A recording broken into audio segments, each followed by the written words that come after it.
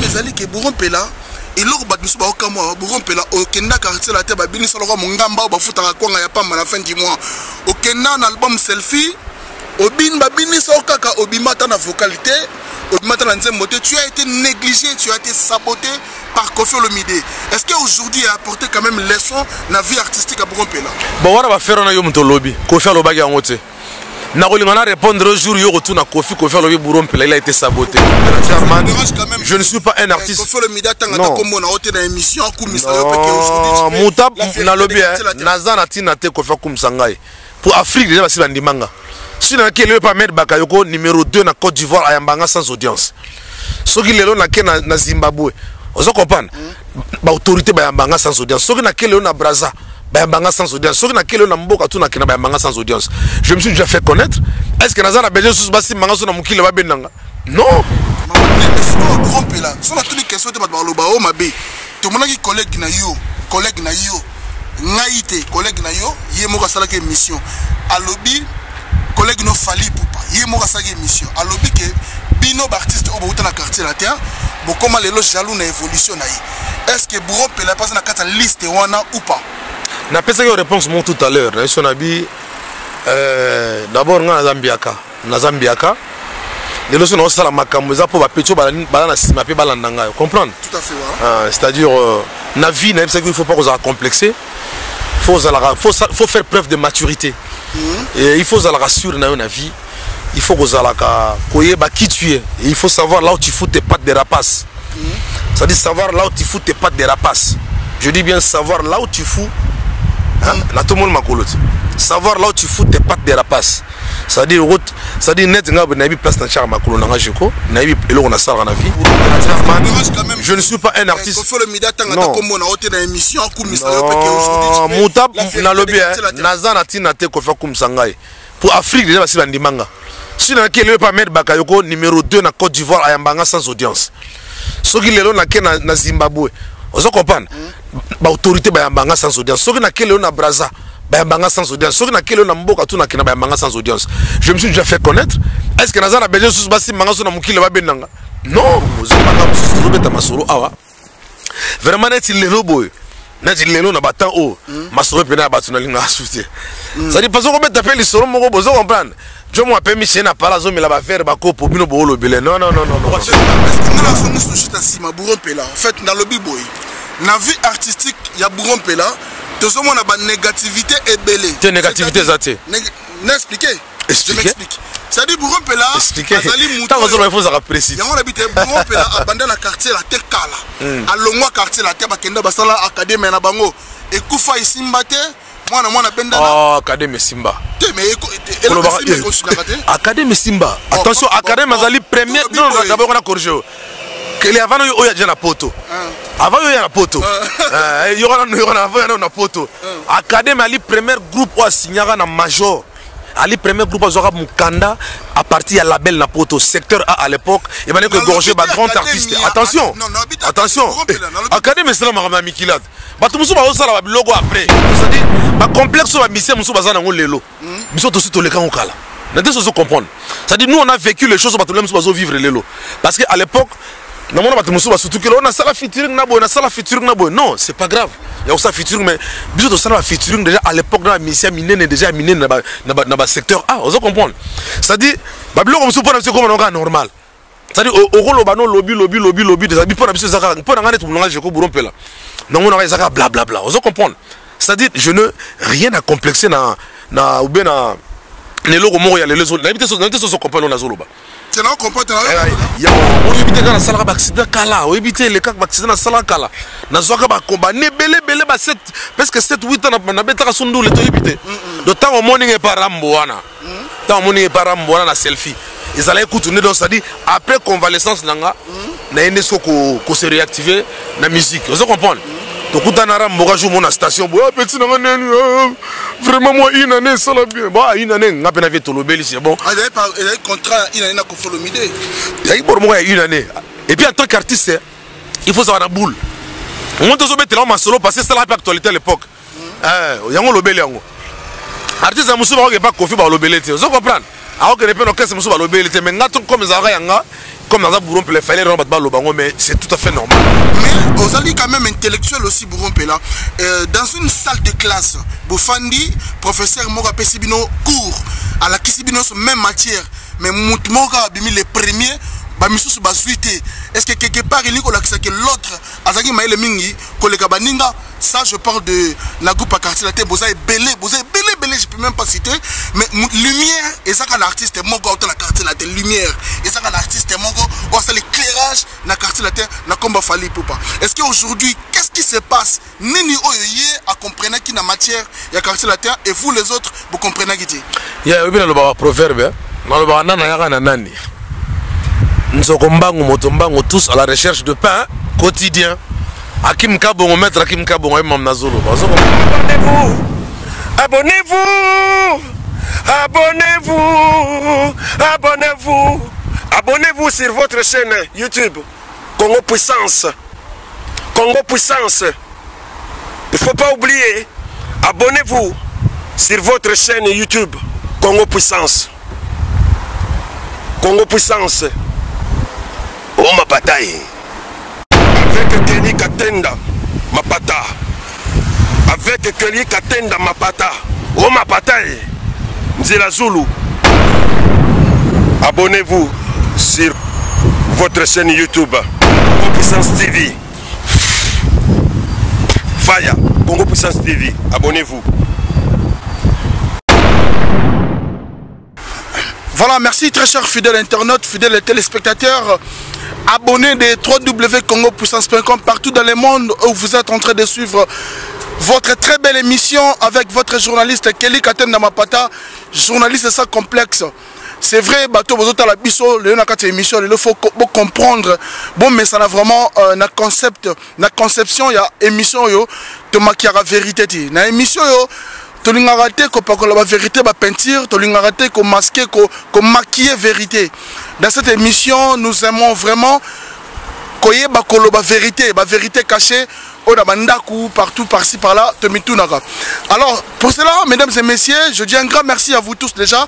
Vous êtes connectés, branchez et abonnez-vous sur notre chaîne YouTube Congo Puissance. Aujourd'hui, je me suis déplacé en plein Paris. Hein. Je pense que vous remarquez, vous tous en plein Paris. Je suis venu Kokutanana Bourrompela, le German. Jeko Bourrompela. Tosoane Bela, Tolobara. Oui, Bibino Mongo a Tolobara. Mais à Toloba, avec Jeko Bourrompela, je pense que je n'ai pas beaucoup de commentaires à faire. Mais Torosolane, dans cette émission, restez connectés, branchés, bon à l'attentif, bon dans cette émission jusqu'à la fin. Et vous allez comprendre Ninité que la Bourrompela, dans l'émission. Il est là, je vais dire un grand bonsoir à Jeko Bourrompela. Okoroya. Bonsoir Charman. Salut Kelly Boni. Ngali ngaso pesi nga tambo na anglais pour petra pa. Yeah, what up my nigga? What is going on, bro? You mon anglais? Mangabe ngaso répondre ngat. What is going on, man? Atino, dio bisinga na biombo, atino bi what is going on, bro? O répondre ngat totalement. Le bini wala. Na bi what is going on, atino ndeni ça va kimi aboni. Ah, te nga santé ça va. Voilà, je ko bon pe là, ndenge tout d'abord. Atana ki Congo pe. Nga mbote. Ebwe. Ah, ya. Ebwe. Ebwe buna. Ya Mongalo fiet. Mouke bien. Mouke bien. Ya, bona chiluba. OK, système wana. Ah, moni. C'est ko la balanga mboka na biso mito mike ba. C'est-à-dire mutuna ma prise na quoi. Non, c'est bon. Voilà, en tout cas German Bourrompela, Jeko Bourrompela. Les taureaux yambo, premièrement, santé non, parce que santé sur mon nom, ça va. Hein? En tout cas, santé na Congo Nzambe tata. Na Congo Nzambe pongo tole no fomu kimbango to sambela butuna moyi. En tout cas, santé ça va, il y a rien à revendiquer, tout va bien. Hein? Par rapport à tout ce que les gens pensent de Bourrompela, tout va bien quoi. Non, mais non bon, tu passes à rapport à bateau mais ça nango ngamo yo personnellement zunga. Na c'est pour to kutani donc voilà quoi, to comme c'est quand ça, en tout cas la santé tout va bien. Il n'y a rien à revendiquer, hein. Tout ça là toujours, ça va, tout allez. Mais si vous tout le monde santé artistique nengenin. Santé artistique tout va bien parce que moni selon le programme nanga on a chaki na sala parce que moi tout temps là mon programme na vie tout à fait même yo qui ligne nous avons un programme même Pecho même moi nous avons un programme na ndinga na ya na nani Galates 6:5 chacun portera sa propre charge on a le batu proverbe on a et son propre fardeau ils avaient expression donc charge na yo donc on me yo moro selon planning na de la salaki donc tout va bien santé artistique ça bien parce que nazana bientôt ba melomane na promettre ki bango ba revivre album Bokoko bientôt donc santé artistique ça bien nazana studio et là il y a pas ce n'est pour un artiste c'est ça na monta foutre le studio te ça na on comprendre mais c'est pas Jeko boy en tout cas santé artistique tout va bien nazana problème il y a studio te nazana problème il y a promoter donc tout va bien en tout cas dans ça l'album na kimia donc il coupe la fin donc bazo so beaucoup ko kalaming te quoi. Donc côté santé artistique, bref, everything is alright. Donc tout va bien, mais sauf que Jeko Bourgompela, la promesse c'est une dette. Mais le studio comment le studio de retour en Christ. Jésus de retour en Christ, c'est-à-dire Bourgompela c'est un studio, mais studio là s'attendait à la question. Mon collègue aussi l'andé toyé bakate. Azara dans studio, mais ça fait un moment. Bon, au moni produit à Malamu. Ils ont raté. Ils appellent dans le domaine en doule, ils appellent dans le domaine nyos. Vous comprenez?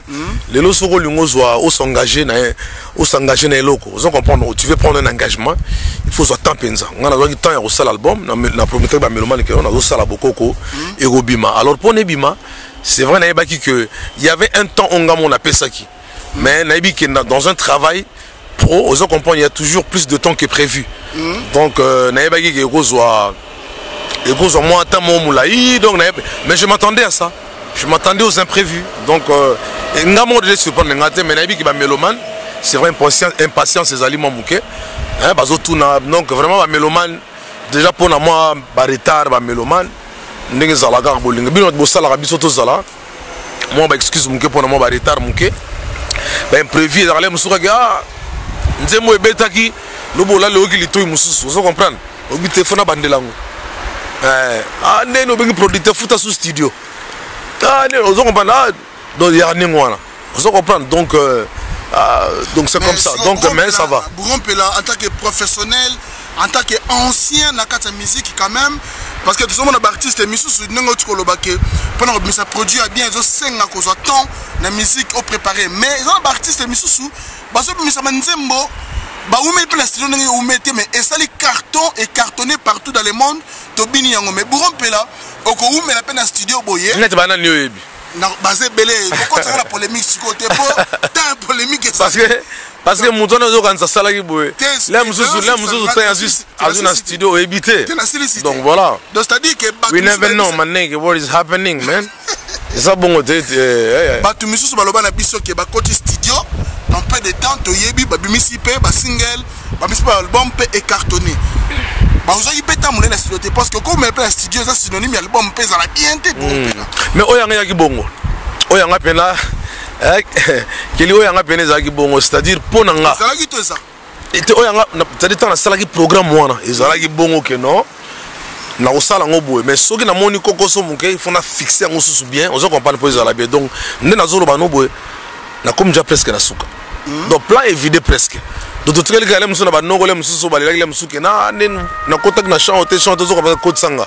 on se comprend mais plan est vidé pendant presque vidé tout les gars musu na deux chambres ou trois chambres ya rumba deux chambres rumba tout so clôturer on se comprend mais on tape terrain non on boni ba guerrier net ba biso wana oye mabe parce que terrain nini terrain nini non terrain ya nini terrain zaka terrain batabe takabale échange raté so i pelouse zaka vert so ki bale zaka noir blanc pour la monnaie FIFA ka tourner na coupe du monde ba chaque mois ba rouge ba nio zo comprendre donc terrain nini terrain zaka ndenge zalaka zo comprendre donc c'est à dire mutura mutaya na morceau na ye a imposer morceau na mutaya a imposer morceau na ye zo comprendre c'est à dire soki mutumo kati morceau apesi morceau de batuba dame donc mutu musubela muso a katibe morceau na pesi muso ba dame vous comprenez donc terrain il faut ba d'abord mutasala monde dans nzamba pour mutulendo ba complexe d'infériorité pamba o ba terrain o ba ninte zalate terrain jeza bien jeza ya mututu vous comprenez je peneza ya mututu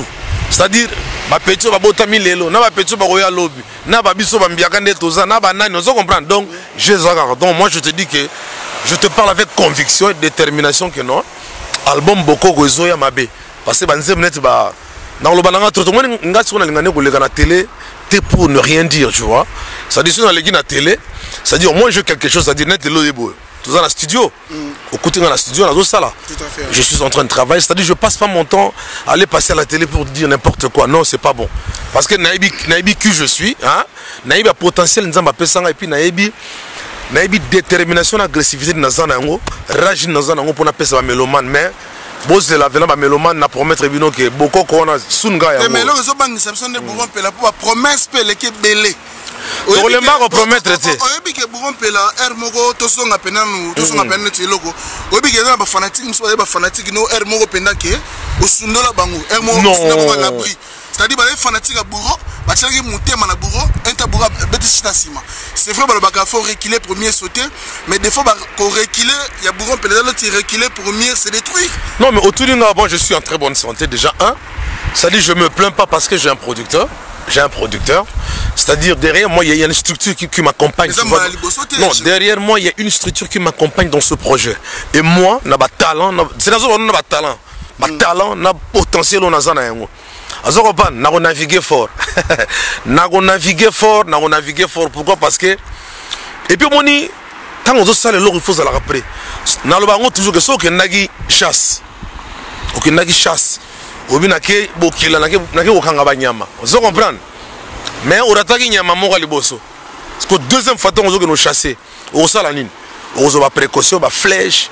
Vous comprenez? Si on dit que non, oh Congo moko zana yango mutekanga et attire un pakasa on soit congona tu balobi I'm talking man come on masa mazobi na ibaka beaucoup on se comprend dessus balobi il faut soit Congo ou bien coupe pour papa lito ya même na zamba on comprend pour yango nim de soit et quatre lito ya même de vrai ou ça ni on a la précaution, la prévention, la prochaine fois pour nous on réduite. Donc moi je te dis que je te promets que l'album Bokoko, je t'en parle avec précision et détermination, avec conviction que l'album Bokoko, José Dio ma bro, une Boston à Zolanda, Vienna Chico Zinkan à Zolanda, Gino Itema à Zolanda à Las Vegas, Sami Lia à Zolanda, Ayebi Sami Lia Koko Barrio et Mantozo Beta Masolo, de Masola Bokoko. Voilà. Donc je n'ai pas dit Bokoko. On a part et puis on a part à mélomane qui est au CP là. On les souhaite Bourron Pela. Mais tout quand on a moi solo mon boye batmiso bamitu na rapport à Bourron Pela parce qu'on se rappelle que tout le monde que il y a trop de négativité dans la vie artistique il y a Jeko Bourron Pela. Bourron Pela osali quand même mutu moko so batel na groupe il y a quartier latin il y a Kofi Olomide osali parmi batu oyo to bengo ba racine pivotante hein ba racine minene oyo quartier latin. Mais aujourd'hui si on voit que Bourron Pela les choses ne marchent pas, Bourron Pela à plusieurs reprises retour au bercail. Mais n'engue waze ko loba que ceux qui moi ça boye moko sur zongelo sur bossa na eloko Bourron Pela sali ba aller retour tourna quartier la terre eloko bossa na est-ce que zo yango to zo kati yo na boro ngaye jamais fourmi à la nzala ngaye jamais fourmi à la nzala eloba Jeko Bourron Pela monatanda malipa be tantangwa monatanda bobe tantangwa que l'amour est venu na banyama mike pourquoi biso batote si l'amour est venu na mama yona boro donc jamais fourmi à la lanzala et loba amona mo lipa be tantangwa c'est-à-dire yona zozongelot c'est-à-dire jamais fourmi à la lanzala. Jeko Bourron Pela, je te parle, je te dis, avec qui, oui, qui les ont comprendre. C'est-à-dire, je n'ai rien envié. Rien envié. C'est-à-dire, biso toza na rata monde mobe, ça parle toujours. C'est-à-dire, sur le lot la nique, non? Oh, ça parlait, au moment où ça parlait de ça, non, au rôle en anglais, au évolué, tu sais, comprendre. C'est-à-dire, pour n'anga le lot, c'est-à-dire, le passé, nous aide à avancer, c'est ça non est balobara. Donc ça dit ils a bongo. Ça dit makamusu tozo beta masolo awa. Vraiment net il le boy. Net il le na batan o. Masolo pena batuna linga souté. Ça dit parce qu'on met taper les solo moko bozo comprendre. Je moi permis chez na pala zo mi la ba faire ba ko po bino bolo bele. Non. C'est-à-dire ngane na zawana. Ngane na zawana na zo so na vérité ka tene ngane na zawana. c'est-à-dire album Bokoko et Zoya na marché. C'est-à-dire oh mon qui on a il est kaki zonga na compte parcours. Zonga parcours parce que nous le lokuti ngana yo tout ça l'album Bokoko na studio. Tu es venu, je te présentais mon producteur, na présenté mon nazo sala zo comprendre. N'est-ce pas ah tala bo tana sala boulot donc c'est-à-dire Zoa masolo on nazo sala il y a lelo ya on est sur le primordial. C'est-à-dire na VIP au moins même le Congo d'un tout il a pour échanger Congo pour échanger. C'est-à-dire c'est bien tout le monde qui le passé et c'est vrai qu'il biso comprendre mais lelo toujours na to kene c'est-à-dire l'objectif faut atteindre l'objectif. Babilo ko na ba moko gono o je ko buron pela non ngana za guerrier na bunda ba guerre. Non na répondre que un guerrier c'est-à-dire un guerrier na film à Winchester akipama moza latina oza na tina teza so na tina teza on comprend même Tony Montana loba on a Scarface que non le passé c'est déjà le passé quoi donc ça dit le fanatique na yo non mais natique mais ba fanatique nanga ba natique libno musique té oko ça pas album boye mais le bino to ka chita sima les sous buron pela non come on no you don't say that le beso na lingana et aussi mbaté logo on a ici mbaté pourquoi non ba musique d'abord on aime ça ba musicien d'abord écoute non je te réponds d'abord quoi ba musicien d'abord ba salama. Mais n'est pas répondre intelligemment, c'est-à-dire les artistes. Bisonné na monde na biso tozaluana, hein? Donc tozaluana pour collaborer. C'est-à-dire les loges que Bourron peut la collaborer na Koffi Olomide. Les loges que Bourron peut la collaborer, tu avais travaillé. Il y a une différence entre collaboration et travailler chez quelqu'un. Mais il y a bien la collaboration Zanik. Attends, on travaille pas non mais tu collaborer. Quel est le dictionnaire au monde en tout cas. Bon, si non, c'est-à-dire attends, on a travaillé pour na yo. Yo kana ça yo. Attends, on a travaillé. Attends, on a signé contrat. Na société ngonga nazali na comment dirais-je na niveau subalterne ou bien on a un niveau likolo mais il y a une collaboration mais les autres dépendent de la norme et un contrat c'est ce qu'on appelle une collaboration du moment aux autres reconnaître que yo oko yemba yo mokote oko beta guitare yo mokote oko sala makamti yo mokote ou soit du moment où ba keno oko tonga ndaku brique ba brique yo mokote ata yo za architecte mais il faut bengi maçon assez ils ont la collaboration. Donc voilà, c'est ce qu'on appelle une collaboration. Voilà, mais ce qu'on a dans son histoire, c'est Bourron Pela. En fait, dans le B-boy, dans la vie artistique, il y a Bourron Pela. Tout le monde a une négativité et belée. Quelle négativité ça t'est? N'expliquez. Je m'explique. C'est-à-dire Bourron Pela, expliquez. Tant que vous avez précis. Il y a un habité Bourron Pela, abandonné le quartier, la terre Kala. À Longwa quartier, la terre Bakenda Basala, Académie na Bango. Et Koufa ici Mbate. Académie Simba. Académie Simba. Attention, Académie Mazali première. Non, d'abord on a corrigé. Que avant il y a déjà la poto. Avant il y a la poto. Il y aura une poto. Académie Ali premier groupe au signara na major. Ali premier groupe à Mukanda à partir de la label na poto secteur A à l'époque et maintenant que gorgé ba grand artiste. Attention. Attention. Académie c'est la marama Mikilat. Batumusu ba osala ba logo après. Biso tant tozola ta déjà donc ba Sirona Mohamed Dia azola sa biso ba maison zola sa à l'époque ba Kenji patron de ce secteur et à l'époque ba Passi ba Stoumi ba Doc Gynéco c'est-à-dire ba complexe ba mission musu bazana ngo lelo biso to sito le kan okala na deux choses comprendre c'est-à-dire nous on a vécu les choses ba to musu bazo vivre lelo parce que à l'époque na mona ba musu ba surtout que on a sala featuring na boy na sala featuring na boy non c'est pas grave il y a aussi featuring mais biso to sala featuring déjà à l'époque dans la mission minene déjà minene na ba secteur A on comprendre c'est-à-dire ba bilo comme support c'est comme on normal c'est-à-dire au rôle bano lobby des habits pour biso zaka pour ngane tout ngane je ko Bourron Pela non on a zaka bla bla bla on comprendre c'est-à-dire je ne rien à complexer na ou bien na les logos mo ya les autres n'habiter so comprendre na zoloba c'est là qu'on comprend il y a un biso que donc académie les groupe mongo respect parce que biso to inspira ba groupe et belé faut comprendre ngo na comprendre donc voilà c'est bien on apprendre nga pe oté penga avant il m'écrit déjà à l'époque on a une carte bleue dans la visa ouais le commence il faut perso mais à l'époque il carte bleue visa na voiture location à secteur A azo le l'artiste bah monsieur qui non badinan vous comprenez donc on a un contrat il faut même pas en parler c'est ça sert à rien il y a pas de problème mais moi ce que l'on a zolo bande boy pour na évoluer Bourron Pela Académie Sila patati patata album avec son grand frère Venamso Chakulenda Alain Pela que je salue Chakulenda afin de 6 heures maximum on a prêtre à l'époque écoute avant Salatro on a prêtre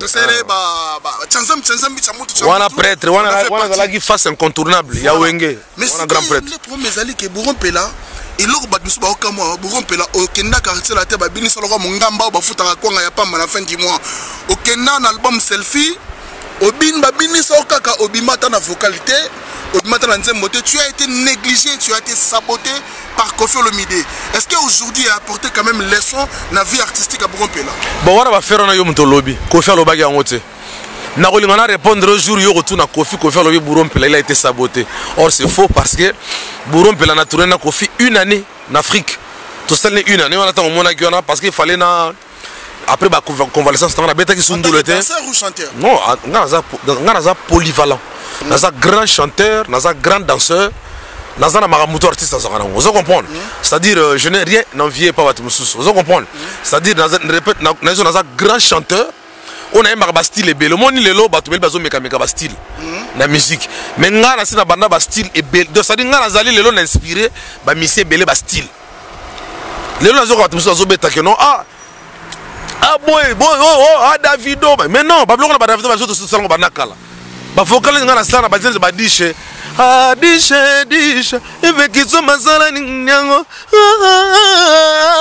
nali ba bloko wana tout ba vocal na zo inspiré na ba Caleb na ba nzembu kala de ba champion du monde na ba quartier la tête donc ça dit ngana ça na koloba ça dit ngamoko comme na featuring ngamo bina na be na featuring c'est-à-dire nako bimsa voix ya Chris Brown na bimisi voix ya R. Kelly na bimisi voix ya comment dire ya Usher na bimisi voix ya nani ya Ismaelo na bimisi voix ya Pamelo Munka na bimisi voix ya Vida nga Koffi Olomide nako bimsa ba voix ba tutu ngana za featuring donc c'est-à-dire les années moi respect na artiste Congo ya ba genre on vous respecte beaucoup tu n'as moi respect na artiste Congo ya ba genre respecter borompela mais le problème c'est que les gens se posent des questions négativité ça c'est pardon encore on a nos grands chanteurs mais est-ce que borompela na marché est-ce que borompela lelo tu sais que on a peut-être parmi les artistes les gens se disent que mais yo linga à côté na oublié na bilo yo linga na lobelo maka o menga na sina sala ba monsieur Belé na loba pe réseau et absence dans ngai durant un moment peut-être yo barato et bien moi j'espère oh bon yo bité na sala ba accident kala o bité le cas ba accident na sala kala na zoka ba combat ne belé ba 7 parce que 7 8 ans na beta sundu le to bité d'autant au morning et parambo wana tant morning et parambo wana na selfie ils allaient écouter donc ça dit après convalescence nanga na ene soko ko se réactiver na musique vous comprenez donc quand on a rambo jour mon station petit nanga vraiment moi une année ça la bien bah une année ngapé na veto lobeli c'est bon il y a contrat une année na Koffi Olomide il y a pour moi une année et puis en tant qu'artiste il faut savoir la boule on monte au mettre là en solo parce que c'est la actualité à l'époque yango lobeli yango artiste musu ba pas Koffi ba lobeli vous comprenez alors que les gens qui sont sur le BLT, mais comme ils ont comme dans un bourron pour les faire les mais c'est tout à fait normal. Artiste avant d'arrêter tant au sali bobeti ba bloc papa après va conva on a ça la unité. Bah vient dans un moment une année tout ça li tourner. Tu as aussi un clip on est à 6 album naé. Il y a 13e pote. Tu as ça ne borona ya écotité on a. Mais quand impact on a ya dimi mais tout n'a pas tout en Afrique. Mais minimum boye bit. Voilà, car impact aura dimi car et Kenda Afrique partout tout ça là Zimbabwe, Tanzanie, Côte d'Ivoire, tout tourne partout donc impact il y a danger. Africain va senga Rambo. Thank you Rambo. Thank you, merci beaucoup nengo memel biso je ko bourompe la mais pas comprendre des allez car il y a courte durée tu vois. Il y a passage il y a vite, il y a court il y a beaucoup c'est caca. Donc voilà quoi. Pendant bateau vous avez toujours gardé de bonnes relations avec Koffi Olomide. Non, Nabi ya. Oui, tout ça bateau. À un certain moment, n'est-ce pas bien, la polémique, la animosité, ça ne va nous emmener nulle part. Vous comprenez? Tout à fait, ouais. Koffi Olomide est tata, est responsable, à la vie naïe. Borompela est tata, est responsable. Vous comprenez? Nous avons été faire un bon changalar pour aller Elvira. Nous avons compris. Moi, aussi. Nous avons à l'université lelo. Donc, nous avons bano lelo. Vous comprenez? Donc, c'est-à-dire, nous avons ça déjà les comme Galati 5 chacun portera sa propre charge. Et là que si on a la vie côté nanga, il faut naïna vie to ta polémique navier. Non, il y a pas de problème. Il y a pas d'animosité entre le vieux et moi. Ça dit on garde de bons rapports, c'est quelqu'un qui a beaucoup fait la musique à Congo. Hermo toko ça l'appelle Libomate. Si Batumusu lelo tout Hermo toko ça Libomate. J'espère tant Congo ko bonga peut-être président Sigano na Chicote a beti mutu film non dimi mutu. Donc ça dit à ça là ba époque naé via ça et puis on continue comme ça là. Il est toujours présent donc pourquoi il faut qu'on puisse avoir éloge na azo mériter yango? Est-ce que tu as un problème to la nine? Mais est-ce qu'aujourd'hui, peut-être les grands Mopao, Kofi Olomide, Songambeli, passer dans une chaîne de télévision ou une émission, ils reconnaître que peut-être moi, qu'il y a des loges, en tant que vous, les bourrons là, vous étiez là dans le groupe Quartier Latin, Bundi peut prendre le groupe Quartier Latin, mais aujourd'hui, est-ce que ça une façon d'ingratitude envers Bino, les autres artistes de la Quartier Latin? Galati 5, chacun portera sa propre charge. Et ça bongo. Ça dit nga, nga. Ça dit, si on a besoin bongo, ça dit expression dans l'obio. Galati 5, chacun portera sa propre charge. Soki, qu'on fasse une affinité na banana na ndenge na ils ont ma bête. Vous se comprendre? Ils ont peut-être que ceux qui ramba le bélo comme roboto, ceux qui ngana le bélo comme roboto, vieux moi le bélo comme roboto, ne comme cousin le bélo comme nègre comme fin du monde. N'habite pourquoi les gens, bah comme c'est le comme roboto ya mukeza na grave, c'est le moins dimi, bah comme ça on était ça grave, non? Vous se comprendre? Ngala la commence la béloge à moi na Elvira. Na nazo la béloge à petit, nazo la béloge ya ba petit na ngai ya lifanto, ba di Carlo ba pesa nga ba éloge. Vous se comprendre? But nazo la beloge ba nengo nazo la beloge moko teke non na zeloge moko non na biso ko tuninga likambu o jeko uta na sabite kuna to gada ka ba rapport bien mais ke na kota na ba via batu moko be ko non o ba bokela ki mutu mo eloge o te nga jeko buron pela German. Je ne suis pas un artiste. Non muta na lobby naza na tina te ko fa kumsangai pour Afrique déjà basi bandimanga si na kele pas mettre Bakayoko numéro 2 na Côte d'Ivoire ayambanga sans audience.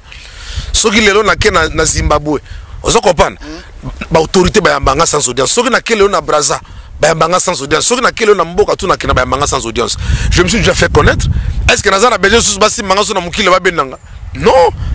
I don't need it. Naza na besoin na ngote, c'est-à-dire ngane naza wana, naza na besoin qu'on a confirmé et pas ba mélomane. C'est-à-dire Loulou Yolo le célèbre toutefois. Loulou Yolo le célèbre toutefois na Lille. Azo zelane boko ke beta na bafle. Donc Bariki Sengele na Bruxelles, bazo zelane boko ko nde ebeta na bafle. Eric Doublem Doubiz toutefois na Lille, bazo zelane boko ko bazo zelane masolo te que non. Ba ko ke non Jeko guerrier, ba ko mukumise côté mon boté, ba on va liki bloko na te. Donc ça dit bato bazo zela pona nga bazo zela que non. L'album Bokoko sur le marché, sur toutes les plateformes de téléchargement, bazo yo kayango bani ne yoki banzem net ba dodo ba robina na ora ba yo kamna que non na éviter quoi. Voilà, mais si Jacob Bourgompela, merci parce que la réponse on voit que Bourgompela, surtout sincérité, ça nous fait plaisir. Mais aux alliés quand même intellectuels aussi Bourgompela, dans une salle de classe, Boufandi, professeur Moga Pessibino cours à la Kissibino même matière, mais Moutmoga Bimi les premiers. Est-ce que quelque part il y a que l'autre Azaki Maïle Mingi, collègue Baninga, ça je parle de la groupe à quartier latin, vous avez belé, je peux même pas citer, mais lumière, et ça quand l'artiste est mongo dans la quartier latin, lumière, et ça quand l'artiste est mongo, c'est l'éclairage dans la quartier latin, n'a combat fallu pour pas. Est-ce qu'aujourd'hui, qu'est-ce qui se passe? Nini oyoye à comprendre qui na matière, il y a quartier latin, et vous les autres, vous comprenez qui dit? Il y a un proverbe, dans le banana nani. Nous sommes tous à la recherche de pain quotidien. Akim Kabongo, maître Akim Kabongo, Mam Nazolo. Vous comprenez? C'est-à-dire, Lélo, au moins, il vit. N'a pas sur un conseil, n'a pas mon âge, dans mon couronne, on a âge. Donc, c'est-à-dire, on peut sur conseil, qu'on vient à Moutouté. Nabi, qu'on habite, qu'on vient à Moutou. Mais Nabi, n'a vie, qu'on vient à Moutouté. Na vie, quand tu as raté l'autre, ça n'aura bien abattu. Vous comprenez? Ça dit, na vie, il ne faut pas se sentir dans un complexé. Na vie. Na vie, il faut se rappeler preuve de maturité. Na vie, il faut se rassurer. Nous avons un album Bokoko. Et qu'on cartonne danger. Vous comprenez? On a vérité. Quand on a parlé à Deva Studio, place de ça là, Deva José Longa, le consolateur, producteur, il y a plein Oyo. Vous comprenez?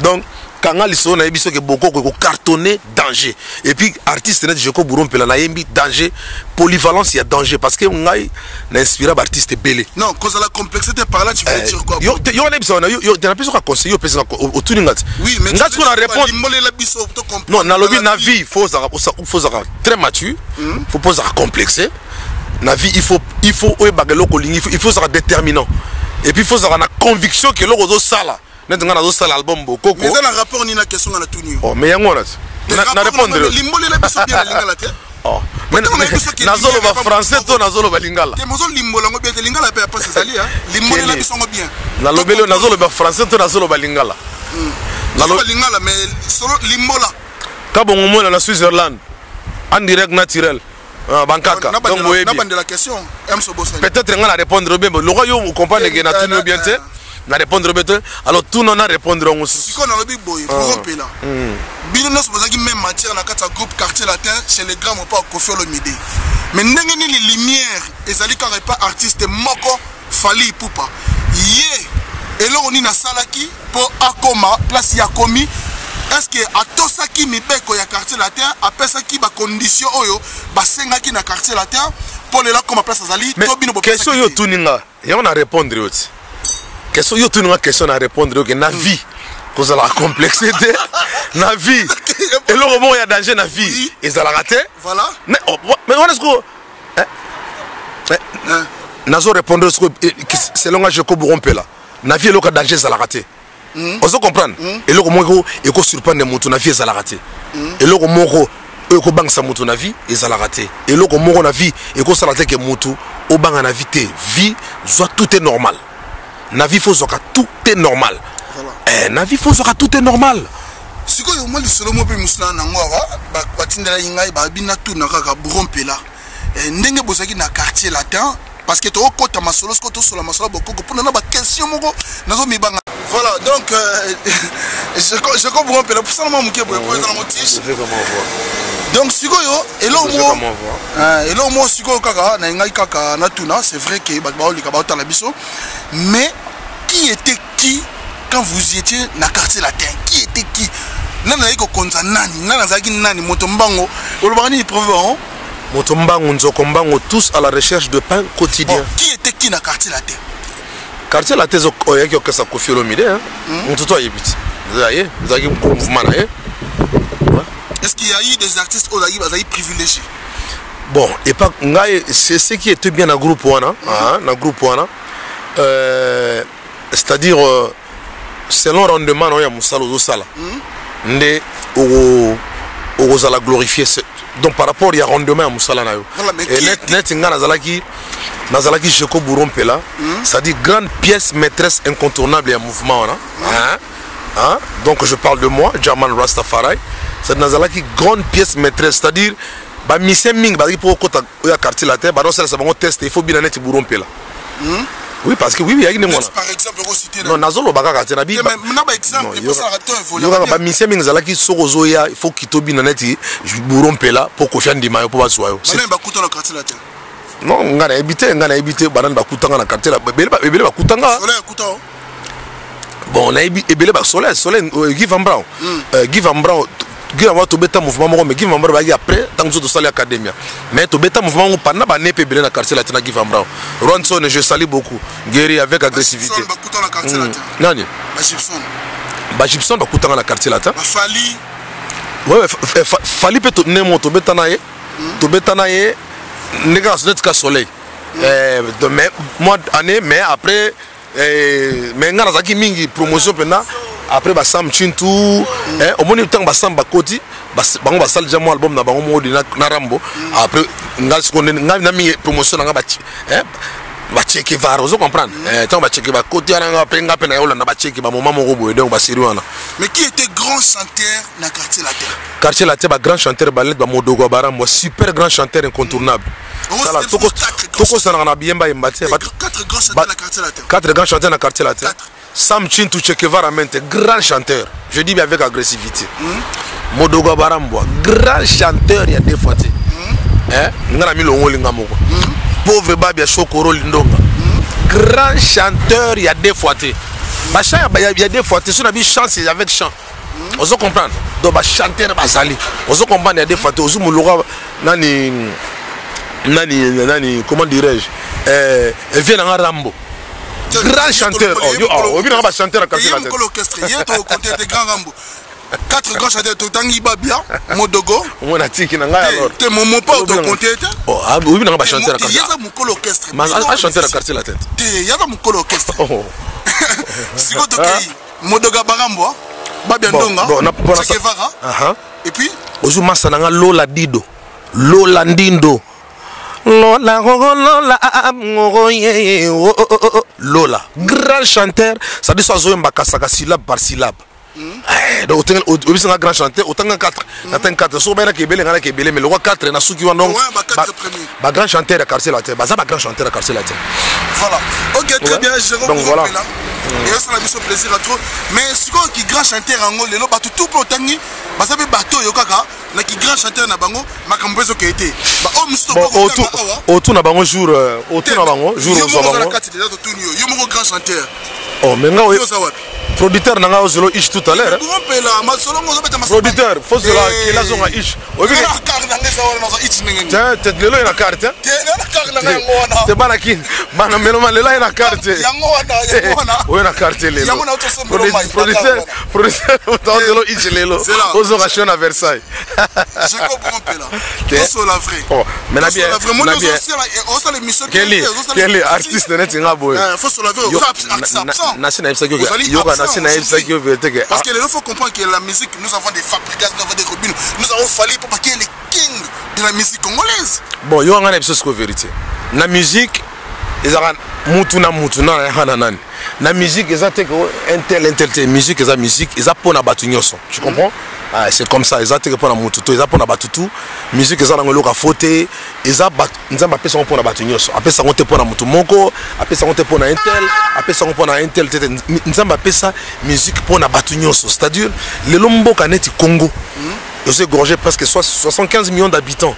Obi combien d'artistes bazali donc c'est-à-dire musique il faut batutu babeta yango et non musique ezale pe ningo kansake et pe samela pona mutu moko boye pe samela pona burompela te pe samela ka pona petit na grand chanteur na Bruxelles Christian Mboyo Christian Quick Christian Mboyo petit na grand chanteur donc Christian Pela donc pe samela ka yete de pe samela batutu musique ezale batutu vous comprenez et puis na Congo kaka mutu moko to be kaka batumi balete batumi ça tout bako ko promouvoir culture africaine ou culture ya Congo à travers le monde non il y en a plein mais ce qu'il faut respecter c'est-à-dire c'est le planning ya mutu na mutu vous comprenez net nga siko moment na frapper siko yango parce que moment o batba ka no burompe la guerrier 14 à 18 40 à 45 abunda ba guerre mondiale on ta sangisango mais ce moment o yango ko kisiko na frapper parce que ba meloman na zo ko frapper Nadia ko frapper nan gauche droite té mais na nule c'est-à-dire Nadia ko laksabino o bosengaki Nadia ko pesa bino o bosengaki o bozo zela depuis kala hein donc na yebike bozo zela bozelaki hein o burompela beti masolo ba convalescence pe belki ba nebele tozo ko tazo yembate té siko moment ekoki bozo lia biloko bolinga bolia ba meloman nzembo bo sepela en tout cas donc ninga zana même yo c'est la fort parce que olinga ndule o c'est là donc banzem et puis attention ngata on a beta ba bord nanga la beta ba n'importe quel style there so na beti rumba ils arma betro so na beti afrobeat je dis bien afrobeat ils arma betro so na beti générique makinu ils arma betro donc so bo zora bino moko ba meloma bloko na to na sangsele bino ngo na kati na beti ba afrobeat parce que na yiki bato beta masolo ba afrobeat okay let's talk about afrobeat let's do afrobeat now okay let's sing afrobeat ça dit comme ce moment ce to beta afrobeat ngone bolobi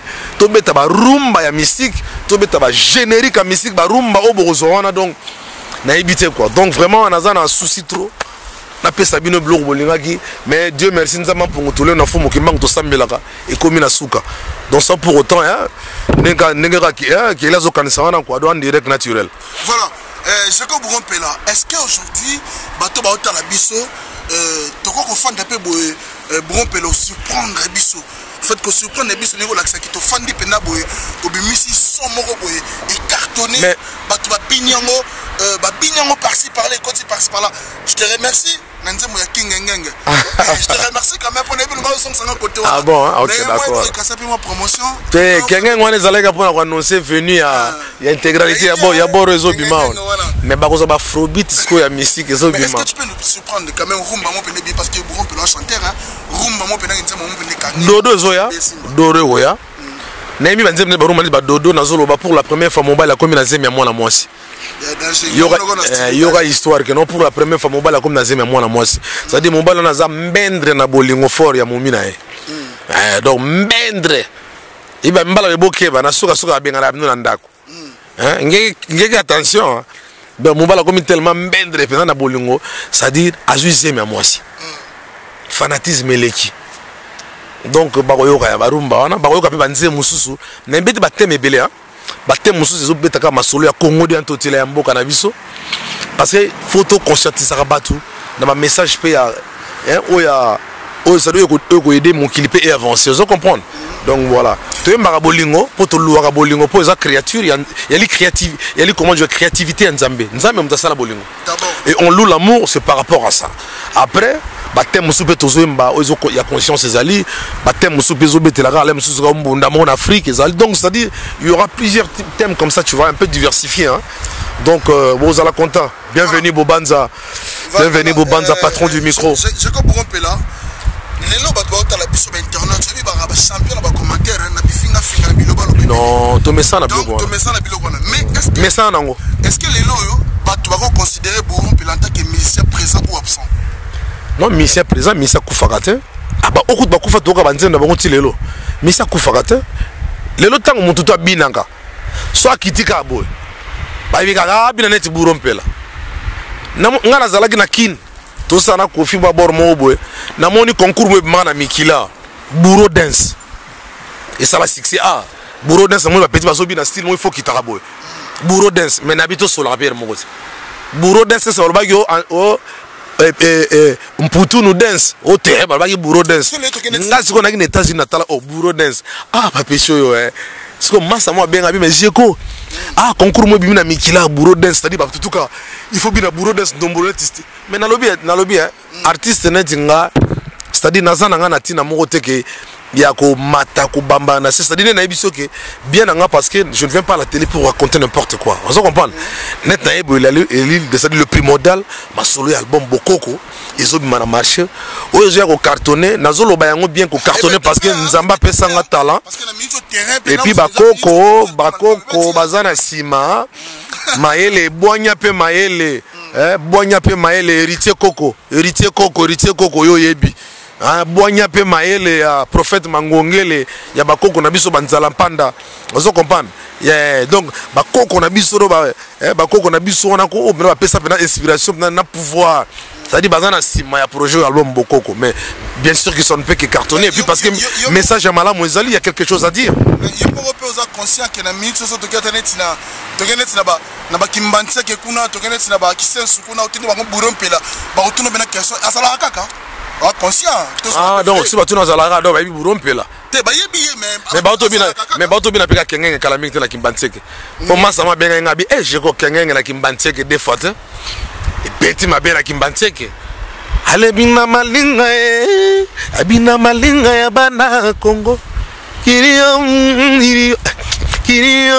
baby kana boyaranga matata hakuna matata rot I got no more time for you kiri ale bina malinga abina malinga ya bana Congo bore beta sadi nenga zawana bazela ne intégralité na prometa ke bango wana zalega avant ngwa muke mais biso to to sans salarate mais siko neske masolo siko ya Bokoko intégralité ezoya manege you guys are going to be surprised man ya mystique it please oya donc kelina lo balo batro c'est pour lo balo batro c'est voilà Bourron Pela et ça va bien ata to ça ba yu matin quoi mais to lo balo batro c'est quoi nembe ba yuma bazali ouais ba yuma pe bazali tena ba yuma pe bazali ah mais banani ba yuma te mutu muso mone pena be mbendre vuza ah bon do songa mpungu pena S4 mais ça n'a rien bon question mo ko ki ma ba yuma pe bazala question mo ko ba noko pe bazala ne ba biso ah na bosa ni kutu kombo ya venanga producteur no wana nani il y a produit mon producteur. Ah, José Longa, le consolateur à Longa va faire. José Longa, n'a pas Mbota trop, n'a pas qui a autant la bise sur l'émission. José Longa, en tout cas, les consolateurs. À Longa va faire. À Longa va faire, déjà la peste. Il n'est pas très discret à Loba trop, mais Maman Minene. Maman Minene, mais ce qu'on rompe là, si on a toutes les questions de Loba, oh ma bé, tout le monde qui collègue na yo, Naïté, collègue na yo, yémo sala ke mission.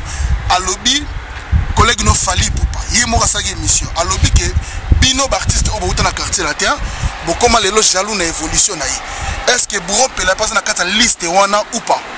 Na pesa yo réponse mon tout à l'heure, na son abi d'abord nga na Zambiaka. Les loges na sala makambo za po ba pecho ba na sima pe balanda nga, comprendre? Tout à fait voilà. C'est-à-dire na vie na il faut pas qu'on soit complexé. Faut faire preuve de maturité. Et il faut se rassurer dans la vie. Il faut que qui tu es. Et il faut savoir là où tu fous tes pattes de rapace. C'est-à-dire savoir là où tu fous tes pattes de rapace. Je dis bien savoir là où tu fous. Tout le monde m'a collé. Savoir là où tu fous tes pattes de rapace. C'est-à-dire net nga na place na charma kolo na jeko na bi eloko na sala na vie. C'est-à-dire na na vie na tellement discret que moyen monter ba makamna ngezate. Jamais oyoka ke mutu moko lobeli mama jeko, jamais oyoka mutu moko beti masola jeko, oh jamais oyoka mutu moko non ngana za jeko Bourron pela, c'est-à-dire autosuffisance ya vie na ngai nga mo na yebi, vous comprendre. Donc voilà, moi je suis comme ça. Hein. Donc le reste des trucs, ba masola ko ne lem so apprendre nga ngolo na ba na nga oteke mama yum tozolo ba nga na masolo na te. Mais nga salut de son évolution. Évolution na. Ya fali. Ah, mais attends, on a l'oublié pas nous qu'on a jamais l'évolution baninga. Non, non. Non, jamais jaloux l'évolution mon tout. D'abord, il y a tout nabi, au tout les sola, il y a neti, vient dans l'empela. Les lois na zo yemba. Hein? Toi à l'empela je cartonné si c'est côté moroboé. De francs quand ça l'empela l'ennemi. Tu es un frère, non, descend. Non, on a mais non, avant tout chose c'est un collègue. Les lois qui check va mente. L'homme de Yoma, l'homme de 100 ans. A Betty Borne, moi, monsieur cartonné, il faut gana et puis ça montima. Non, comment on manègue la lobby bien nazo répéter ce qu'il faut pas qu'on soit complexé. Faut pas qu'on soit complexé. Faut que ba qui osa. Si on est ba biso ba kana biso ba jarman ba yesaman Rastafari. Donc na yebi pena qui je suis. Il y a un moment on a traîné na ba mbendrete. Donc na yebi qui je suis. Donc na traîné na ba to toza ba tabwanya mailo to beta masolo ba koko. Otobeta masolo fumu kimbango. Vous comprenez? Parce que masolo mususu pe en tant que nga mwana fumu kimbango, en tant que nga mwana bakoko, on a zo valoriser vraie culture africaine. Na ko traîner na masolo mususu te. Ba masolo mususu na ko traîner te, ou bena traîner na batumo quelqu'un ko bena zana batumo te tenga na saka masolo nanga. Donc na yebi na ma mazo le kate. Donc évolution nanga za album bokoko. So ami na za ngako. Voilà, merci beaucoup, Jeko Bourron Pela. Tu as vraiment album Bokoko. J'espère que cette fois-ci, vous avez raison, tu as eu la première promotion, tu as eu la première producteur, parce que l'album, on a vu l'archive, on a mis tout à battu. Autre part que les loyaux, a ça succès planétaire, mais tout a la chance à l'album, on a un album Mortel Combat, réalisé avec ton frère, ton grand frère. Que je salue Tchakoulenda Afande, album Mortel Combat et Simba, album Kitoko. Mais bon, c'est sur la raison, faut ta promotion. Non, non, promotion, ça a Mortel Combat, le tika na Mortel Combat. Album on est Simba passé, Batibel Bayoka, on est dans Barumba Congo, Banzel Badauda Mushoko. Dauda Muchoko epayo zali nakolanda yo epayo zali atara kafufu do banze mwana banze barumba ba hilare rumba Congo todas la gente venga a bailar la voz que horas es de burambela do banze mwana ça dit batu ba barumba Congo atana ça ba playback na États-Unis. On a na Las Vegas, na États-Unis, na Atlanta, na Boston, na New York, on a ce qu'on place na Betaka. Donc, tu es parti à Makelele, tu as pas de temps, on a bête là, non, na bête, tu kuna baye batel ba sepeli. Oh, il y a une image d'Alexis, na comprendre. Mais tout on est le consolateur long à l'Insi Blogo anate. Aïb Singabi, ah, je koyo beta na polo tire, na festival reggae au Iroma Music. José Long Aïb Singabi, ah. Jeko na okip na ba benga bi yo beta na Reggae Award Music, c'est-à-dire Irwama Festival Reggae Award Music et puis na salle nin na Apollo Theater devant Oprah milliardaire Oprah mon mieux on a devant ba Saint Paul olobela ngote nasi José te na kena nanga ko beta abi ah te lo ngabi te trop na lingi trop na lingi te alubi na be trop na lingi bloko na te trop structure fait fanda tous les ba images sur fona bimsango ngana bi bon mutuna boulot na le constat sala yo ngana ko sala vous comprendre oya ngai donc c'est comme ça ça dit naza bavarte oyo za ke non atala kangeli pungu na Ethiopie fona obeta le solo et là vous Congo ni c'est-à-dire ata mutaka li banki yo le vous Congo ate lo que za tinate yo le vous Congo tant tout ba domaine échanger c'est-à-dire ate lo que za tinate biso moto rato comme ça grave ça ce n'est pas bon ça c'est pas bon c'est-à-dire je pense pas que et le que za gravité fait comme grave non c'est pas comme ça comme quoi même nanda kuna yo so ça na bana soki sujet mo ya ko débattre ya muke ko comme ça gravité parce que au côté ça bana ba conflit moko inutile ça sert à rien tu vois ça na Congo et pour na biso na zolo ba bien na ba domaine nyoso ngana développer le lobby te na zolo ba na ba domaine nyoso ngana développer le lobby hein il y a un conflit à bana wana et bien te na lobby na pêche exemple ka ata bana ça dit na Congo le toza na besoin na lo ba pour parce que d'abord naza na ligne Congo peut changer tu vois la ligne Congo changer nazali nazali parmi bateau ba ligne évolution mboka nanga na ligne même prochaine fois même bino ba chroniqueur sur to kutane be to beti ma solo moko boye vous comprendre au que chroniqueur monsieur Gabon pa bangi voilà mais on comprend donc ça dit ngana za mutu donc ça dit naza mutu ba vision moko boye voilà merci beaucoup Pela José Longa venez pour José Longa na pese mbote merci ko ngina belo mo je ko bongo Pela aujourd'hui le lobby wana totali déclaration il y a 2 jours passés déclaration à l'égram au pas au Kofolo Mide à lobby lelo na bana tout au ba la quartier latin moi on a salé plaisir que à longa quartier latin à me mêler ensemble la Gucci il y a mêler ensemble la Gucci basket nanda kunae azalate raison pour laquelle lelo son cœur bat pour Fally Ipupa. Est-ce que tu penses que Bourron Pela initiative wana au la plaisir na Kofiaza vient na biso Kofiaza vient na biso mais Kofiaza nzambete il y a une réponse. Kofiaza vient à Bisso. Oh, ça l'a besoin de nous, mais Kofiaza nzambete. Et ça c'est que maloba Kofi so Kofi le maloba ne uti na lola. C'est papa la binouti. Le bino te père so yo kampela. Père biologique na yo kampela. Mais ça c'est que soki maloba tout Kofi lobi bino faut beaucoup ça grave. Non, soki Kofi aza papa. C'est moi ne mo sam loba ki kabele lich. Akom si on m'a bezate. Soki pe moi na mo kabele lich. M'a bezate. Sauf que c'est pas le cas. Mais il faut pas qu'on en fasse un problème, tu vois. Sauf que c'est pas le cas. Faut pas qu'on en fasse un problème. Non, Azar reconnaît ça pour Rambo et Biki pour orchestre Ndombolé Bina, mais il fallait que je coupe Bourron Pela les Kawana. Mouta changé ba makambo belé na quartier la tête ba déclic ba mambe belé Rambazana ibi za témoin. Aibi logo mpepo ngana yana wana mouvement na tina robezate. Azana za reconnaît ça ibi. Et puis avec force avec agressivité, vie Azana ibi nazo le belang Azana ibi. Nazo reconnaître en TV. Et à reconnaître rango. Yazaneka muta ba période, asala so émission mo, asala so émission mo, asala émission via muta période. Mais à ta période, ton message na été. Quadra kora ton message na va faire. À ta muta ba période, vous comprenez? Mais à reconnaître ça ba et tout, asala émission la bien. Affaire les anangote. Voilà. Bon comme ça on polémique té. Voilà, merci beaucoup Jacob Bourron Pela, ça les biso bien. Mais siko ba otala yo. Logo lobby que studio pende comme na suka. Est-ce que tu connais bata moi date limite, il y a album Bokoko oh ngai pende nazo c'est la personnellement. Nazo c'est lango. Donc on a promettre yo. Na promettre yo.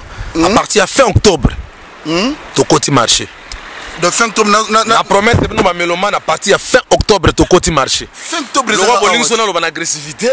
Yo me donne lo ba mélomane agressivité donc fin octobre to côté marché. Et tout côté marché. Tozonga sur le studio hein. Toi ba koko ba si ba pesi aval, ba pesi déjà val. Ba pesi déjà pouvoir.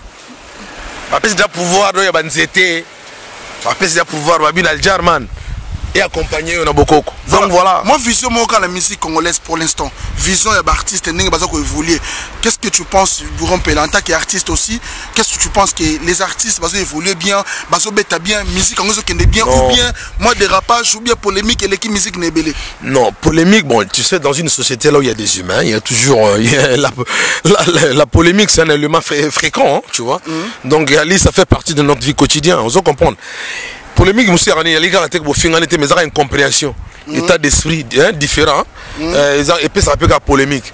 hein net ko sengi master sur lobby nango non wanga na ibilo ko na TV lobo baloli maloba na ibité soki ba ngomba soki ba tumsu ba sara bongo je ne sais pas ah na ibité en tout cas j'en sais rien et quoi ça peut polémique donc moi je pense que polémique lelo na Congo lelo je pense que na Congo lelo hein tolingi mboka changer na domaine tout hein ils en la musique ils en a makambo belé tolingi mboka changer je pense que ba musicien faut pas mébélé faut donner la chance à tout le monde tu vois parce que moi je me rappelle ce qui s'était passé à l'époque avec nos prédécesseurs on doit comprendre c'est-à-dire à l'époque il y avait les OK Jazz hein na vie longa kutu hein papa il y a José Longa producteur il y a Bokoko on doit comprendre azaki na succès abetana bavon Marie c'est-à-dire mais on a l'homme bazali na mouvement mais bato bazo sala album banani on se comprend moi je pense que musique ils allaient la besoin à mon pépé wana et musique ils a pas na besoin à la monopoliser on se comprend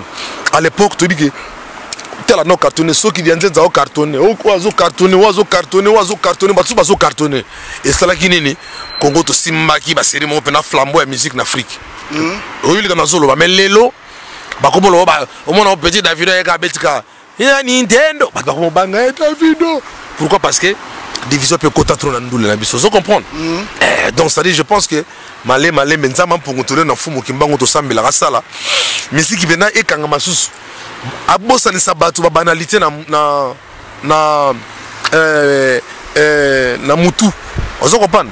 Apesa. Alors Jacob Bourgompela lelo soki moi un moment repesa na ba fanatique ba mélomane ba fidèle au balingaka Jacob Bourgompela. Ni na rolo ba pona bango promesse ni ko promettre bango siko. Ya dodo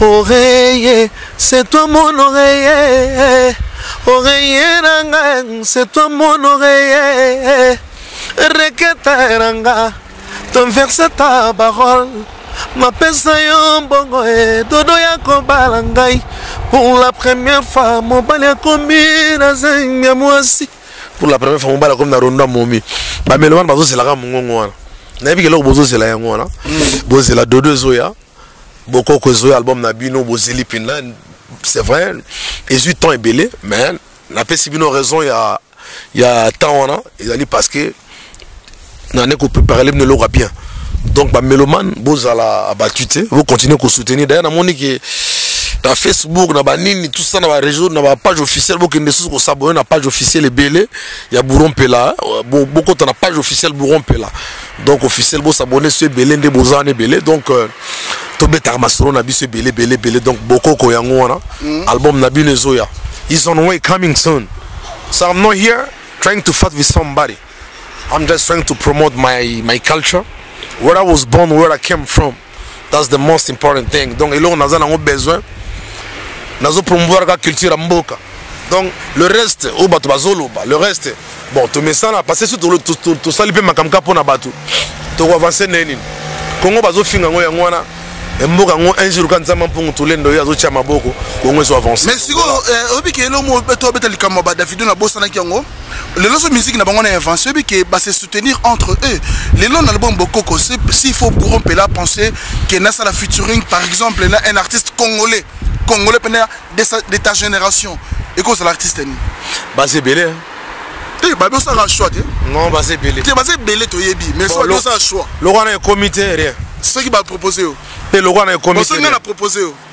bien on a balar na contrat ndima yo proposé quand yo tu n'as pas faire on a ya concrétiser na répondre je préfère na yo ka voya Bourgompela na tel artiste na featuring en tant que fanatique ou mélomane na lobby yo tu n'as pas faire yo tu n'as pas faire on a un contrat on a mon unité sur place on respecte pas fanatique non j'éclaire les seins vraiment à Londres j'éclaire les seins à la bongo on respecte pas fanatique les seins à la bongo vraiment j'éclaire les seins à éviter quoi comment bongo qui là on mettre là ma sur la contrat on a signé mate na éviter quoi ata Gino vraiment Gino 7 days 7 nights fils de Dieu Gino 7 days 7 nights fils de Dieu à London donc jamais ça va bon côté mais jour il y a un contrat comme ça tu signes on répondre des propositions quand la totuni bon ba biso to saka na ba contrat balar tu donc nous tourner et comment que na tendance à balar featuring ikaka bon misango fele ngana mba ko fele ça oh et bon featuring ba do futaka mais featuring il faut producteur na futa mutu ya bon bon par exemple featuring ba artiste congolais miso ba sana ba artiste libanda ba futi ça dépend na contexte nin artiste musa ko ya bina za kampiaker abia vienanga boy tout ça na l'art na zo meka o aider mais mususu po bi que producteur na za na grand larier pas na grand la robe boy si tu les na glara so ba contacter yo faut foutre l'art ils ont bon. Ah d'accord, ok. Bon, dans ma featuring, ça veut dire il y a d'autres featuring. Bon, il y a ma featuring, bon, ouais, tu payes. Ah, donc. Quand tu vas chez l'autre, tu le payes. Tu le payes, c'est comme ça. Très bien. Si tout ça dans la structure. Non, on se un manager, on peut se plier. On peut se plier, on peut se plier au foutier. Ok, très bien. En tout cas, merci, Jacob Rompela. Donc, je pense que Bisto Yaki, pour notre cousine, pour nous vérifier, il y a solo Rompela dans le studio. Et puis, il y a tout le monde qui a évolué sur le kende. Ngamo na moni na kata studio na yoki pe na yoki na zuma chance ya ko ngamo bason ngai eloko to souhaiter bonne chance cette fois-ci hein en tout cas bonne chance à trop Akim Kabongo maître yomo yebi ka ndé masola ngoto betaka donc album Bokoko ezoya nango sans complexe sans rancune ni vergogne loba vient nanga kwa mambo Kester Evala c'est-à-dire o telemi jali guerrier donc de 14 à 18 40 à 45 babitu mana to bunda na biswango donc eloko obangezate donc mingi Bokoko mekuzaka de Koko mekuzaka soon avec agressivité je dis bien Bokoko mekuzaka soon avec agressivité ba balobaka ça n'a rien à continuer à koloba mais Bokoko izoya masolo ya Bokoko né na mesa voilà sans complexe surtout quand sans complexe net qui les gâter sans complexe donc sans complexe pamba mingité voilà pour moi mbola la maman li collage quoi là bon mais ça solo ya bêtise ça solo merci beaucoup j'ai les gars trotté quoi il y a il ça que non j'ai les gars trotté vous m'appelez les gars pamba il obéit l'appel les gars pour mbola la maman li collage j'ai les gars trotté donc yango donc Bokoko ça mais mabé mo obi que bon aussi c'est une émission mais ce qui va tout me retenir tu avais beaucoup à dire mais aux autres qui ne sont pas sagesse mo Bokoko pe nino yebi na lobité te to monika lobi na yo ba doit comprendre mais nengo solo ba tindika chakal to aussi na biso émission na tindika chakal te na lobby ba faire tout que le ngana loba c'est-à-dire otuninga ba question ya bo otuninga ba question bo ba sujet tout abordé ngana mais c'est quoi problème de la question de ba vérité non problème ne zala ki que non yo problème ne olingi que non to polémiquer sur tel sujet mais pas polémique la vérité c'est pas polémique or ngane na za porte-parole à mutute naza porte-parole ya artiste mon côté be porte-parole ya patron orchestre mo quelconque vous comprenez qui na na TV ngana to beta masolo boko comment to beta masolo mo be pona ngana ngona za tinate na mteso zo comprendre ça dit masolo musu pona ngaya tinate les ala on tinate ka pa mabonto no beta masolo pa manengwana non voilà merci Jacob Rompela na ko senga le mo pour te clôturer émission ouais vas-y na bezo senga obetelanga o sanga moi goût ya mukia calvaire bon to kota sikoyo na rumba Congo et boto clôturer cette émission non calvaire baba momba linga ngo surtout kapona yote mes plaisirs ba momi quoi cette fois-ci ngana ya panayo pogo ye bisanga soki vraiment na motema na yolinga kanga Jean-Jacques Mutuale Ozakanga ta kokosa ke olinga kanga ne fût-ce qu'un jour ce serait vraiment le plus beau jour de ma vie souci et non que c'est moula na motema nanga te ngana na lela trop na tika no te no ngite ngamo pe no ya lela na rumba Congo baila le rumba Congo mais yone mabeno soso artiste mususu boye bagwa goyemba boyete yemisa ba ba oyemba ouais on dit tout après pour la chant magozo tuna je quoi ça bon moni siko mamango c'était le prochain fois na otuna tokela te faut ba yemba faut ba yemba WhatsApp après ayemba chant faut yemba vraiment ya bon kelinga na sepeli ya trop d'accord en tout cas dans cette émission na sepeli ya trop moi mboti nzamba mpungu solo na fumu kimbango batela vraiment garçon osa musane malabu merci beaucoup. Ma question mon problème 2 3 4 7 fois donc concept émission ça la musana kitoko donc on a concept émission en tout cas c'est très bien moi je t'encourage merci mais faut vraiment travailler hein, avec foi, avec beaucoup de niaque, tu vois. On a pour promouvoir la culture on a besoin Congo, ils en ont besoin quoi, tu vois. Mais ce qui est important, tous là Boko Condé. L'album Bokoko coming soon, my nigga. You guys are, you're not gonna be disappointed because everything's going to be just boom, boom, boom, boom, boom. Something big's coming soon. Voilà. José Dio. Naturel. Merci beaucoup, c'était là, je comprends là. Donc, en tout cas, c'est toujours plaisir hein, que vous avez une émission. En tout cas, vous comprenez que tout ça, c'est très important. C'est comme ça un artiste, un artiste complet. Parce que j'ai été invité par son producteur José Longa. Donc, invité à découvrir la source Nenge Bouron Pela na kata studio. Parce que Toboy ba studio, na studio, mais tu évité Moula disque Kobima. En tout cas, merci beaucoup. N'a pas tout besoin d'accueillir Katen dans ma pata. Comprenez que dans cette émission, ceux qui bolingi botala ba émission oyo ba journaliste oyo, vous pensez que bazali ba journaliste oyo ba sa émission lokola ba mandat chebwa botala ka bango. Mais ceux bolingi émission ba jeune, émission ba yaya, émission ba noko, émission vérité polele botala ka keli Katenda. Ceux bozo ka mandat chebwa lelo na de ceux bozo luka mandat chebwa na 2018 botala ka bango. Mais ceux bozo luka émission oyo bobetaka masolo na bino na babar partout dans la fête, partout place beaucoup tanara Bogota émission avec Kelly Katenda ma pata. Je salue bongo mon ami Eric Mpoikaza aux États-Unis. Vous êtes tellement belé pour soutenir Ngai. Merci Papi Leroy à carte illimité formule à Souka. Merci Restaurant Galaxy chez Mambo Massi à Solution. Papa Zoaka mère Anto ma frère merci na batutu. Bon message qu'on a Kelly Katenda ma pata. Bon ça la connecté et branché na chaîne Nabino YouTube Congo Puissance avec Kelly Katenda ma pata. Je salue aussi mon coordonnateur à Kinshasa Zabra Lukusawa Zabanga Wabankulu. En tout cas tu es bisi bino boy. Ce que vous avez une mission oyo. Vous avez besoin de journaliste alors balanga manda chebo botala bango. Mais ce que vous avez une émission oyo ezali vérité polele pour awa to kachaka vérité te. Botala bongo Kelly Katenda mapata, votre journée c'est ça complexe. Ici c'est ça complexe. To ina musicien mo to linga tous les musiciens. De linga tous les musiciens na lingaka Bourompela, Alain Pela, Suzuki, Sam Chitu, Fali Poupa, Ferregola, Héritier Watanabe, Kofi Olomide, Jibem Piana, Weranson et ça émission pour promouvoir l'artiste et musicien Nabiso. Merci à vous tous. Restez connectés et branchés. Partagez cette belle émission. Merci, bonne soirée. Ciao.